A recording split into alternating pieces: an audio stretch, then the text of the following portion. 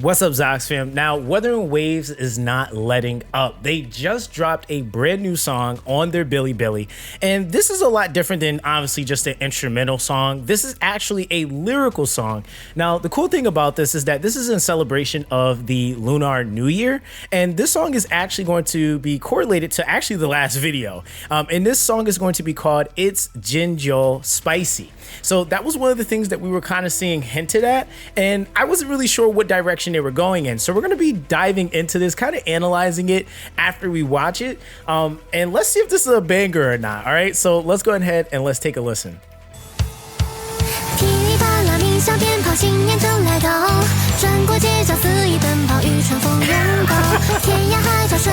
this is neat.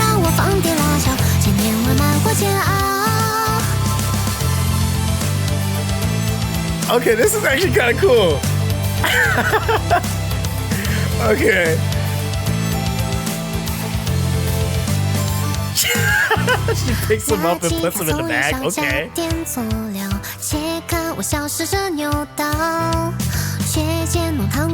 Are they like going through? I think they're going through the ingredients of how to make this. Okay.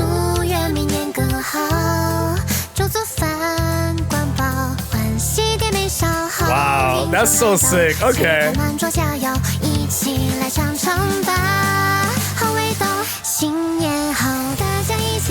You know what though? This is giving me like anime outro vibes.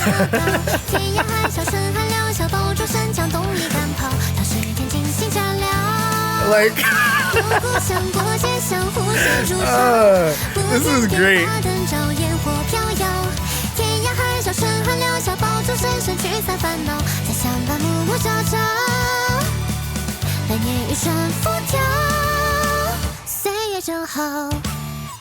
Wow, that was actually kind of cool. I'm not even gonna lie, that was actually pretty cool.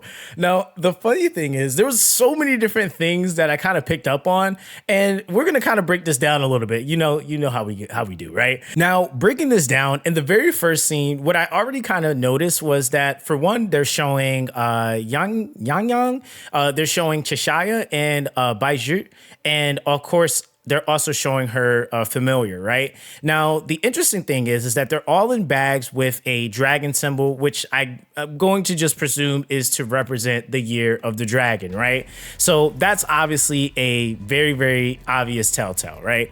Now, as we actually go further into the video, you actually see like Cheshire actually running, and then you'll see here above my head, there's actually, I think that's steak, there's a chili pepper, there's mushrooms, and then it has a picture of Baishir and Yang. And so they kind of actually foreshadowed, and this is what I mean by this is like extremely well done. They foreshadowed in the song what exactly the ingredients or the list was. So it's kind of like, hey, grab your steak, grab your chili, grab your mushrooms, and grab your friends. Like, it's actually kind of neat, right? Now, the other thing is too, and what I thought they did that was pretty cool, is that this looks like this is actually going to be within that initial town where everybody kind of meets up at.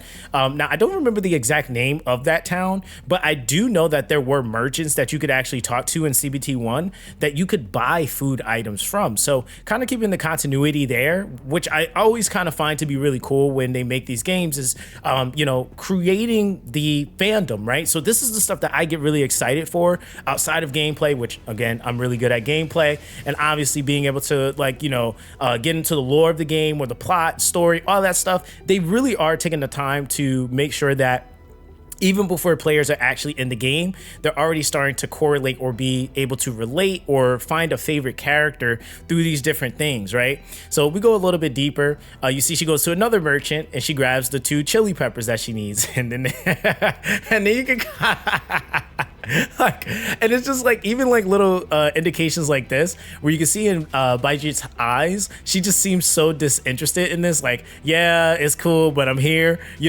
So that's something that they really played really well into. There's like, Yang looks like, okay, like I'm, this is cool, like I don't mind this.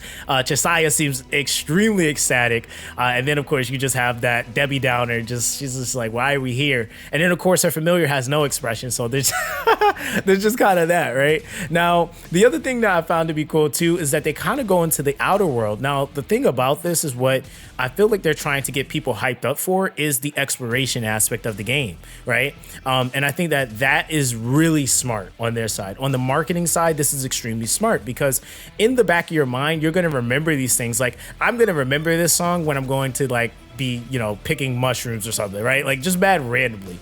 Like that's something that I would be thinking of when I'm out and about exploring, right? Now, of course, they grabbing the two of the two friends, and then it's like, all right, cool, we're good. Now let's make the let's make the dish. So even down to like them actually putting everything together.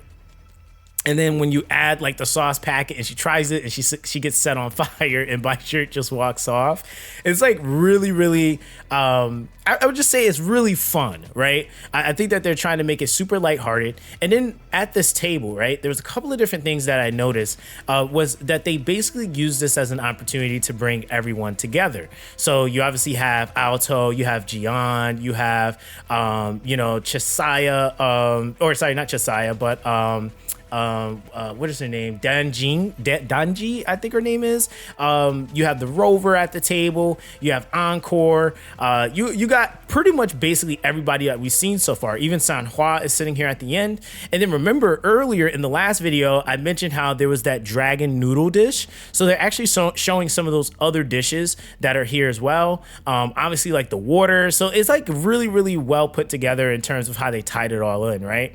Now, the other thing is too, is just that like they're showing everybody's personalities in a interesting way, right? And this is even I forgot what her original name was, but I know her like design got kind of changed. So they're actually showing her what it looks like she's gonna look like in CBT2. And then of course you got Encore eating all the spices, making Alto eat them, and he's crying, so it's kind of actually giving us some sort of dynamic between the characters, because I'm pretty sure these are going to kind of stand true to the characters' personalities even in game, even if it isn't as cartoony as this might be, right? Now of course they go into this next scene where they're actually showing everyone actually setting up for the Lunar New Year, which again they're even showing in the line like the boba. So I'm assuming this is the Jewel boba, I think, if I'm not mistaken. So it shows everybody has like their drinks. So they're really creating this, they're creating a situation, or really painting a picture of everyone here is caring and they're a family. So it's much more than like individuals that have these potential things that can cause them to go haywire. I think it's the tacit marks and stuff like that. But this is actually a community where, they live and they still celebrate despite the universe being as cooked as it is, with it being like, a post-apocalyptic situation. So it's really, really interesting, right? So it's painting that picture that everybody here still does some of the things that we still do, which I guess creates some form of relatability, where you're actually seeing everybody walking around with, like food bags or shopping bags. They got their drinks, they're interacting and having good conversation. Like the Rover sitting here talking to Gian, and they're actually like, kind of laughing. So it's really, really interesting how they're painting this picture, right? And then of course, to end it all off, they have Yang Yang with the, and I don't know what animal this is. I don't want to say pigeon. Somebody let me know in the comment section down below. But it's just really interesting that they have that, what I would consider is the mascot, kind of being that last symbol that they kind of leave you off with, and kind of saying like a happy Lunar New Year in a sense at that point, right? So it's just an overall really well put together like video, right? Not just the song itself, but the video. And I think that that's also another cool component, is that even to the song, this is what's exciting me for Wuthering Waves as well, is we know we're going to get some amazing music. And I think that these are the things that are going to really be something that puts a chokehold on the community. And I think even some of the things that we would definitely be extremely excited to see is concerts, right? Some of my favorite games, even some of the other games that I cover on my other channels, one of the most memorable things that I was able to experience with those games was when they did like the live streams with concerts and things of that nature. So that was something I was really honestly kind of hoping that this is what they're setting up for. If we get some sort of concert, even if it's not now, but like later on, I think that that's actually going to be really, really cool. So again, guys, let me know what you guys think about this. I think that this is actually pretty fire. And again, it actually makes me kind of hype with like just the, again, kind of the anime theme that they're kind of going with. And I feel like this is something that I would hear if I was to have been watching like a anime or, just anything that would kind of be giving this feel. It just really hits. It really does for me personally. So let me know what you guys think in the comment section down below. Everyone, stay blessed, and I'll catch you guys in the next one.